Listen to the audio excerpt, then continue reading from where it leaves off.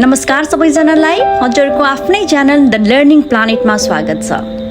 आज म एउटा अत्यन्त महत्त्वपूर्ण विषयको बारेमा कुरा गर्न चाहन्छु। कार्यस्थलमा मानसिक स्वास्थ्य, mental health in the work place.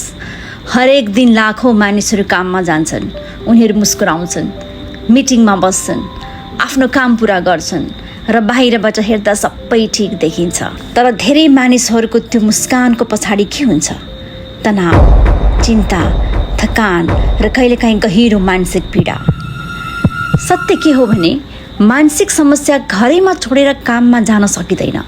त्यो हामीसँगै कार्यालय पुग्छ, हामीसँगै मिटिङमा बस्छ, हामीसँगै लक्ष्य र डेडलाइन पुरा गर्न सङ्घर्ष गर्छ। तर दुःखको कुरा के हो भने धेरै कार्यस्थलमा मानसिक स्वास्थ्य अझै पनि बोल्न नसकिने विषय जस्तै बनाइएको छ।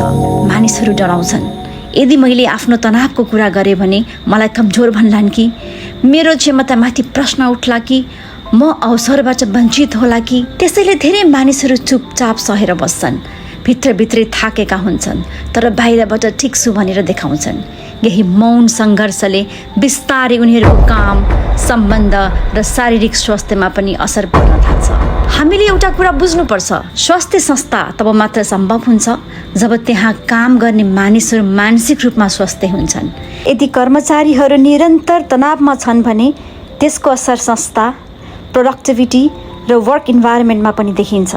तर यहाँ केवल प्रोडक्टिभिटी र रिजल्टको कुरा मात्र होइन, यहाँ मानवताको कुरा हो। कार्यस्थल केवल लक्ष्य र नाफाको लागि मात्र होइन, त्यो मानिसहरूले बनाएको समुदाय पनि हो। भावना भएका मानिसहरू, सङ्घर्ष गरिरहेका मानिसहरू, सम्झिने र समर्थन चाहने मानिसहरू। मानसिक स्वास्थ्य कुनै विलासिता होइन, यो आधारभूत आवश्यकता हो।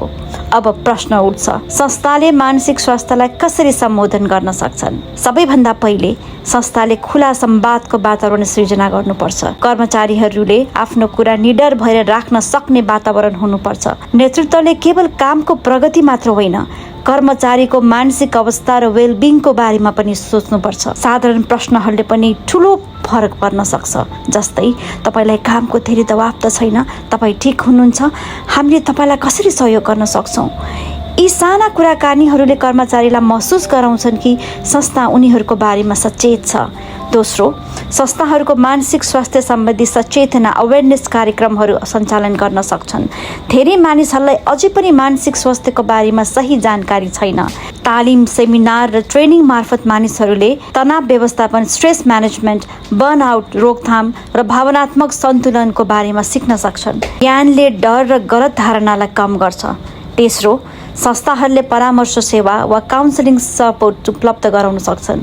कहिलेकाहीँ कर्मचारीहरू आफ्नो व्यक्तिगत समस्या सहकर्मी वा म्यानेजरसँग साझा गर्न सहज महसुस गर्दैनन्। त्यस्तो अवस्थामा योग्य र सुरक्षित परामर्श सेवा उनीहरूको लागि ठुलो सहारा हुन सक्छ।